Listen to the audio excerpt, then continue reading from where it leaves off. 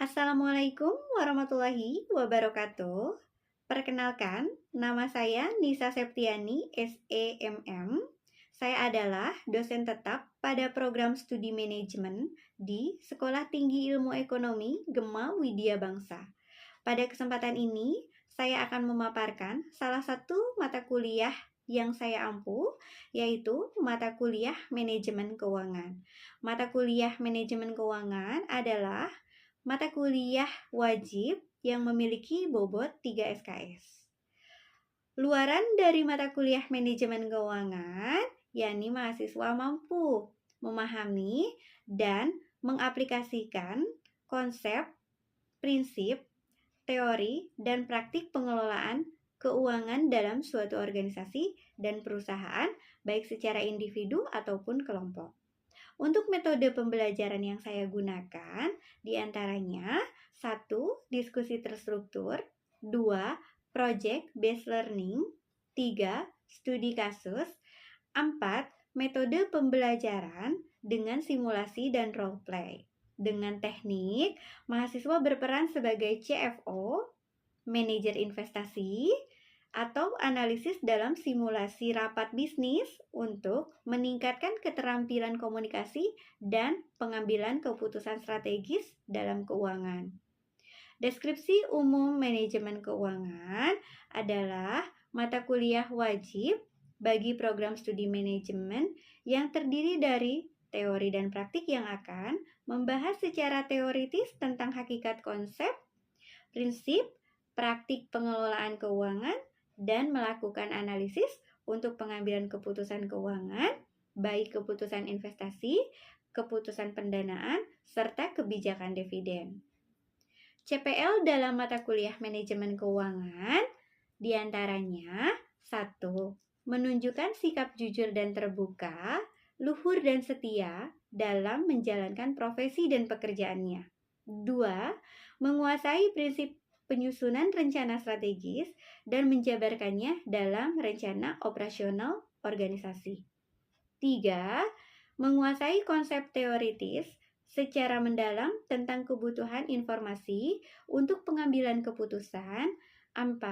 Mampu mengambil keputusan secara tepat dalam konteks penyelesaian masalah di bidang keuangan dan keahlian berdasarkan hasil analisis informasi dan data.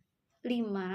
Mampu bertanggung jawab atas pencapaian hasil kerja dan melakukan supervisi serta evaluasi terhadap penyelesaian pekerjaan yang ditugaskan kepada pekerjaan yang berada di bawah tanggung jawabnya. 6. Mampu di bawah supervisi penyusun laporan keuangan dan pendanaan yang meliputi laporan kebutuhan kas dan modal kerja, performa laporan, laporan penganggaran modal yang relevan untuk pengambilan keputusan keuangan, dan investasi dengan pengaplikasian teknis manajemen, keuangan, dan investasi. 7. Mampu secara mandiri menyusun laporan hasil analisis atas informasi keuangan yang relevan dan andal untuk pengambilan keputusan manajerial dengan menerapkan teknik dan metode analisis keuangan. Berikut ini adalah cuplikan video mata kuliah manajemen keuangan yang saya ampu. Selamat menyaksikan. Assalamualaikum warahmatullahi wabarakatuh. Waalaikumsalam warahmatullahi wabarakatuh. Selamat pagi rekan-rekan mahasiswa semua. Pagi. Oke, apa kabar semuanya? Alhamdulillah baik. Hari ini kita bertemu di pertemuan kedua materi manajemen keuangan. Ya, masih ingat minggu lalu kita membahas tentang materi apa di manajemen keuangan? Definisi ekonomi keuangan. Oke, dalam definisi dan ruang lingkup uang, salah satunya kita membahas tentang uang, ya. Apa itu uang? Ada yang bisa menjawab? Silakan. Saya Bu, Oke, silakan Ismail. di sini Bu, pemahaman saya dari apa yang dijelaskan pada minggu lalu tentang uang. Jadi uang itu adalah alat tukar yang diterima secara umum dan secara luas oleh masyarakat dalam proses transaksi barang dan jasa. Jadi dalam konsep ekonomi itu kan penuh dengan transaksi, pertukaran, yang yakni uang adalah komponen utama sebagai alat tukar. Ya. Lalu kita masuk ke keuangan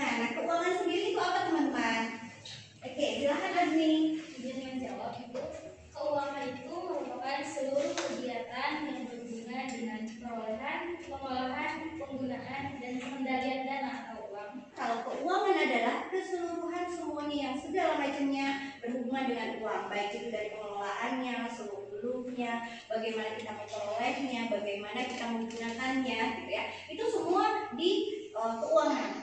Lalu apa itu definisi dari manajemen keuangan sendiri? Ada yang bisa menjawab? Saya Bu Oke, boleh Regina, silakan dipaparkan jawabannya. ingin menjawab untuk manajemen keuangan sendiri itu adalah proses perencanaan, pengorganisasian, pengarahan, dan pengendalian keuangan dalam suatu bisnis atau organisasi baik individu maupun organisasi. Manajemen keuangan, berarti ada dua kata ya teman-teman. Ada manajemen, ada keuangan. Ya, kalau manajemen sendiri kan konsep fungsi, peran, dan segalanya itu sudah dipelajari di mata kuliah awal ya, di mata manajemen. Oke, rekan-rekan mahasiswa semua, hari ini kita akan membahas materi kedua. Materi kedua ini tidak kalah seru dengan materi pertama, karena materi kedua ini terkait dengan bagaimana kita merencanakan dan menganggarkan keuangan di bab perencanaan dan penganggaran keuangan. Materi ini sangat penting teman-teman. Saya harap teman-teman bisa interaktif dan antusias terhadap materi ini, karena materi ini bisa teman-teman terapkan baik pada keuangan pribadi ataupun keuangan secara bisnis. Kalau teman-teman nanti memulai bisnis, maka di sini materi pengelolaan keuangannya bisa teman-teman dapatkan. Ya, kita mulai saja sesuai dengan urutan materi pokok bahasan kita. Yang pertama kita akan membahas mengenai definisi perencanaan keuangan. Definisi perencanaan keuangan sendiri itu adalah merupakan proses yang sistematis untuk bagaimana kita bisa mengelola keuangan baik itu secara pribadi, dalam bisnis atau organisasi, guna bagaimana mencapai tujuan keuangan baik itu jangka pendek maupun jangka panjang. Ini merupakan definisi dari perencanaan keuangan. Lalu dimulai dari mana sih proses perencanaan keuangan itu? Nah, ada tahapannya teman-teman ya. Yang pertama, dalam proses perencanaan keuangan, maka kita identifikasi dulu terlebih dahulu tujuan keuangan untuk apa gitu ya akhirnya. Kemudian setelah tujuannya ada, lalu yang kedua kita analisis ya, analisis kondisi keuangan saat ini ya, seperti apa kondisinya. Kemudian yang ketiga baru kita susun strategi keuangannya. Lalu yang keempat, bagaimana kita merencanakan pengelolaan arus kasnya gitu. Lalu yang kelima, bagaimana kita mengendalikan resiko daripada keuangan. Dan yang keenam adalah bagaimana kita mengevaluasi pencapaiannya. Ya, gitu. Lalu kenapa sih perencanaan keuangan itu begitu penting? Ya tentu ya, sangat penting. Karena perencanaan keuangan itu membantu individu ataupun kelompok dalam mengelola pendapatannya, pengeluarannya, lalu investasi untuk mencapai tujuan keuangan baik itu jangka pendek maupun jangka panjang. Tujuan dari perencanaan keuangan sendiri ada 6 teman-teman ya. Yang pertama, membantu mencapai tujuan keuangan. Yang kedua, mengelola pengeluaran dan pendapatan. Yang ketiganya, mengurangi resiko keuangan. Yang keempat, membantu pengambilan keputusan. Kemudian yang kelimanya, mengoptimalkan investasi dan sumber daya.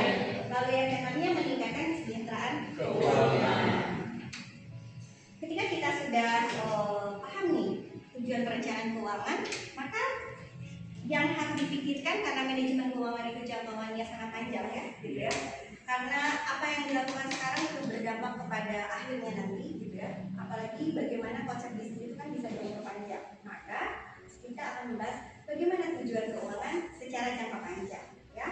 Maka tujuan keuangan jangka panjang itu pertama kita harus menentukan tujuan yang spesifik, ya. Jadi ciptakan tujuan yang jelas dan terukur. Kemudian setelah kita memiliki tujuan yang spesifik, maka kita tetapkan skala prioritas dari keuangan tersebut itu apa yang menjadi prioritas. Ya, karena prioritas ini penting teman-teman. Kalau tidak ada prioritas, maka dia akan berhamburan begitu saja, gitu ya. Maka tentukan apa yang paling penting di skala prioritas ini. Lalu tujuan keuangan jangka panjang juga harus realistis dan gimana caranya supaya tercapai ya. Pastikan tujuan kita dapat dicapai sesuai dengan situasi keuangan dan kemampuan pada saat ini ya. Itu nah di realistis dan tercapai ini kita bisa menghindari FOMO di sini ya. Karena dengan FOMO kita terkadang tidak realistis ya, teman-teman ya. Yang pertama itu ada six step financial planning, terdiri dari 6 langkahnya karena namanya six step. Yang pertama kita tentukan dulu tujuan keuangan, lalu kita kumpulkan informasi keuangan saat ini. Nah, informasi keuangan saat ini itu terdiri dari pendapatan kita saat ini, bagaimana pengeluaran, aset yang kita punya, lalu adakah liability atau tidak. Liability itu hutang ya. Ya, kewajiban. Kemudian step yang ketiganya adalah kita analisis kondisi keuangan saat ini, plus, minus, surplus apa? Ini ya. Oke ya. Lalu yang keempatnya bagaimana kita mengembangkan rencana keuangan kita, ya. Jadi rencana itu bisa kita kembangkan. Kita lewat strategi investasi, lewat penganggaran yang nanti setelah ini akan kita bahas. Kemudian bagaimana kita juga mengelola manajemen liability ya, manajemen utang. Lalu yang kelima melaksanakan rencana, dan yang keenamnya memantau dan mengevaluasi rencana secara berkala. Nah, six step financial planning ini cocok digunakan untuk pribadi dan bisnis. Ya, jadi ini bisa digunakan. Kemudian model kedua adalah top down and bottom up. Top down itu artinya manajemen puncak menetapkan tujuan dan rencana keuangan. Jadi dari atas ke bawah, ya. Jadi ini top down dan bottom up ini cocoknya di dunia bisnis teman-teman ya, karena ada dari atas ke bawah, ada dari bawah ke atas, ya. Ada planning yang sifatnya memang memerlukan otoritas di sini ya. Manajemen puncak menetapkan tujuan dan rencana keuangan, lalu unit-unit yang di bawahnya menyesuaikan kegiatan dan anggarannya. Seperti itu. Kalau bottom up planning, justru setiap unit disusun dulu rencananya apa, pengeluarannya apa, kebutuhannya apa, lalu diajukan ke manajemen puncak, lalu manajemen puncak akan mengkonsolidasi menjadi perencanaan organisasi ya. Maka top down dan bottom up model ini cocok banget untuk bisnis teman-teman ya. Lalu model selanjutnya ada budgeting based model. Kalau budgeting based model ini ada dua ya. Pertama fokus pada penyusunan anggaran tahunan, triwulan atau bulanan. Lalu kita batasi batasan belanja dan alokasi dana berdasarkan proyeksi pendapatan. Nah, karena ada anggaran belanja, kemudian ada proyeksi pendapatan, kemudian ada fokus pada tahunan, triwulan dan bulanan. Biasanya budgeting based model ini lebih cocok digunakan oleh pemerintahan, LMS gitu ya, seperti itu. Lalu yang selanjutnya perencanaan keuangan jangka pendek dan jangka panjang. Nah, fokus pada jangka panjang dan jangka pendek ini fokus pada tujuannya, kemudian instrumen keuangannya dalam memperhitungkan jangka waktunya. Ya, kalau ini lebih mudah, sehingga model ini bisa diterapkan oleh semua aspek, mau itu pribadi, individu, bisnis, pemerintah, semuanya ini diterapkan. Ya, karena semuanya memiliki jangkauan perencanaan baik itu jangka pendek ataupun jangka panjang. Ya. Lalu life cycle financial planning. Nah, kalau life cycle financial planning ini cocoknya untuk pribadi atau keluarga, ya. Karena perencanaan keuangan ini disesuaikan berdasarkan tahapan dan hasil kehidupan, ya. Itu. Lalu yang terakhir, goal based planning. Kalau goal based planning ini dimulai dengan tujuan spesifik, ya. Tujuannya itu adalah goalsnya ya, sehingga tujuannya itu harus sangat spesifik sekali. Seperti teman-teman, sekarang di semester 2, nanti mau lanjut S2 tapi dengan biaya sendiri. Artinya berapa budgetnya, berapa harus dikumpulkan gitu ya. Ini adalah goal based planning. Nah, jadi teman-teman nanti bakal pilih nih, mana anggaran yang pakai model 1, model 2, model 3 ya. Kita sehingga punya goals-nya gitu. Kemudian setiap tujuan ini dirancang dengan strategi waktu dan instrumen keuangan tersendiri. Ya, oke, kita masuk ke penganggaran. Nah, sebelum kita masuk anggaran definisinya seperti apa ya? Kalau anggaran secara akuntansi mungkin relate sama angka ya, gitu ya. Tapi di definisi penganggaran ini sebelum kita hitung-hitungan nantinya, maka kita harus paham dulu kenapa harus melakukan penganggaran keuangan ya. Karena definisi dari penganggaran keuangan adalah proses dari perencanaan dan pengalokasian dana ini ada dalam penganggaran untuk berbagai kebutuhan dalam sebuah periode ya. Periode itu macam-macam, dari mulai harian atau musim jauhnya itu ada triwulan, semester gitu ya, bulanan. itu gunanya untuk mencapai efisiensi, efektivitas, stabilitas keuangan. Seperti itu. Nah, ini tujuannya teman-teman. Mengontrol keuangan, mengantisipasi, mengalokasikan sumber daya, membantu pengambilan keputusan, dan menilai kinerja keuangan. Operating budget itu adalah anggaran yang berisi estimasi pendapatan dan biaya operasional harian. Makanya namanya operating budget. Lalu komponen utama dari operating budget ada bisa berasal dari penjualan atau pendapatan uangnya. Lalu keluarnya bisa karena adanya biaya produksi atau karena adanya biaya pemasaran, ada biaya operasional lainnya dan biaya-biaya lainnya. Seperti itu. Yang masuknya kepada operasional, gitu ya. Kalau teman-teman mungkin ada transport, ya, ada biaya makan, ada biaya tempat tinggal, seperti itu ya. Kemudian tujuan dari operating budget ini agar bisa menilai efisiensi kegiatan bisnis secara keseluruhan. Ya. Oke, sudah paham? Bisa dipahami dalam budget pertama ini? Bisa. Lalu next kita akan masuk kepada capital budget. Nah, kalau teman-teman punya bisnis, berarti teman-teman harus punya kapital, ya. Capital budget adalah modal, ya teman-teman ya. Anggaran untuk investasi jangka panjang atau pembelian aset tetap seperti tanah, bangunan, kemudian peralatan atau kendaraan yang sifatnya itu sebagai kapital, sebagai budget, maka di capital budget ini kita harus aturkan. Nah, contohnya seperti apa sih? Kalau kita ada beli mesin, ya misalnya beli mesin baru, kemudian ada renovasi gedung kantor, lalu ada pembangunan pabrik baru. Lalu tujuannya untuk apa? Kenapa modal ini harus kita anggarkan atau kita harus budgetkan? Karena gunanya untuk mengembangkan bisnis atau meningkatkan produktivitas jangka panjang. Lalu ada cash budget. Nah, cash budget ini menunjukkan perkiraan arus kas. Arus kas ini adalah yang berputar setiap hari teman-teman ya. Keluar masuk, seperti pakai apa gitu ya. Penggunanya apa. Nah, itu adalah cash budget. Nah, dalam cash budget itu mana gitu kenali sifat-sifat keuangan teman-teman tuh. Mana yang pengeluarannya sifatnya adalah rutin, mana yang tidak. Nah, itu nanti teman-teman mengalokasikan dulu seperti itu ya. Jadi nanti di bab ini setelah bab 2 beda ini atau materi 2 beda ini, teman-teman nanti ada praktikum. Nanti teman-teman akan langsung praktikum, nanti worksheetnya sudah saya sediakan. Nah, makanya nanti kita bisa langsung praktek ya teman-teman ya. Nah, manfaat daripada cash budget ini kita bisa menjaga likuiditas. Apa itu likuiditas? Oke, apa coba? Cair, Bu. Ya karena liquid itu artinya cair ya. Iya. Artinya ya perputarannya cepat. Ya, perputarannya cepat, di mana keluar bisa kembali lagi dengan cepat. Atau berkali-kali kembalinya. Seperti kalau kita mengaduk, kalau cair pasti berputarnya cepat berkali-kali ya. Tapi kalau tidak cair, ya lama ya perputarannya. Gitu ya. Itu. Kemudian selanjutnya menghindari kekurangan kas dan merencanakan kebutuhan pembiayaan. Seperti itu. Cash budget ini cocok untuk kita gunakan di pribadi dan bisnis. Teman-teman nanti bisa pakai ini. Lalu outcome budget. Nah, outcome budget ini pengeluaran pun harus direncanakan. Kemudian ada yang namanya fixed budget. Nah, fixed budget itu adalah budget yang memang mau nggak mau harus dikeluarkan karena ini adalah budget tetap. Ya, teman-teman pasti mungkin kalau yang kos pasti punya budget tetap kan. Setiap bulan harus ngekos, bayar kosan gitu ya.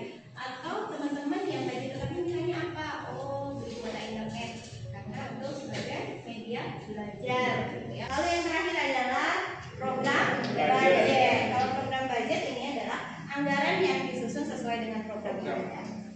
Gitu ya. Itu secara teoritisnya. Nah, ini adalah langkah-langkah bagaimana kita memulai penganggaran keuangan. Oke, coba kita kupas tuntas langkah-langkahnya ya. Nah, yang pertama seperti yang sudah dijelaskan sebelumnya.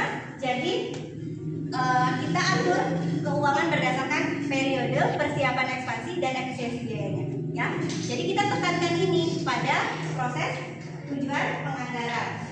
Nah, lalu tadi kan identifikasi sumber income. Nah, apakah dari gaji, apakah dari omset, pendanaan, donasi, hibah dan sebagainya.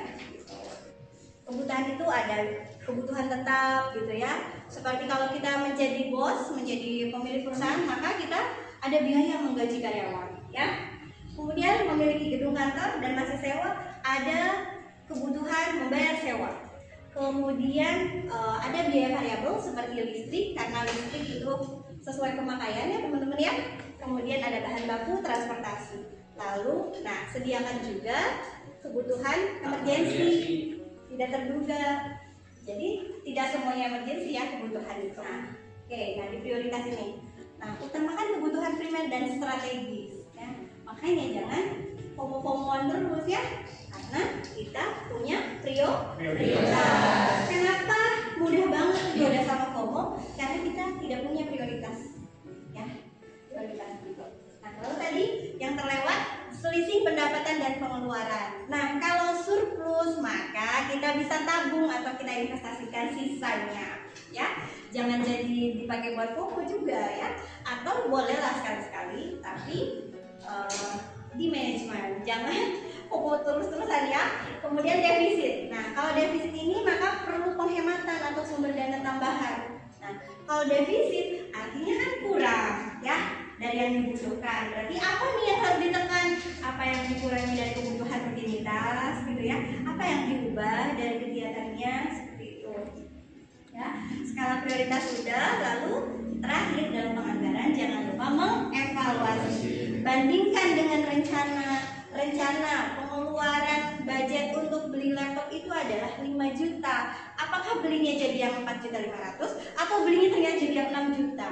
Ya, itu bandingkan dengan anggaran over budget atau tidak gitu ya. Kemudian lakukan penyesuaian jika terjadi deviasi. Nah, kita sesuaikan nanti karena data evaluasi anggaran ini akan nyambung sama anggaran berikutnya dan perencanaan berikutnya gitu. Kan paham ya, kalau udah minus pasti untuk jadi plusnya tuh kita harus berulang-ulang. Mungkin berapa periode baru kita bisa sampai di plus lagi. Seperti itu. Makanya evaluasi ini adalah penting banget ya. Mengevaluasi realisasi anggaran gitu. Oke, materi perencanaan dan penganggaran keuangan ini materinya sampai di sini, dan nanti di next materi kita akan sampai di bab laporan keuangan dan analisis rasio keuangan. Oke, rekan-rekan mahasiswa semua, sebelum kita tutup kelas kita hari ini, maka saya akan tutup materi kita hari ini dengan video ya, dari video Prof. Uman. Nah, ini Prof. Uman menyampaikan tentang betapa pentingnya tentang uang ya, sehingga teman-teman punya mindset di situ, pola pikir di situ, bagaimana pentingnya kita mengelola keuangan dengan baik ya. Hindari keinginan-keinginan yang tidak prioritas gitu ya, hindari gaya-gaya FOMO dan godaan-godaan lainnya dalam mengelola keuangan.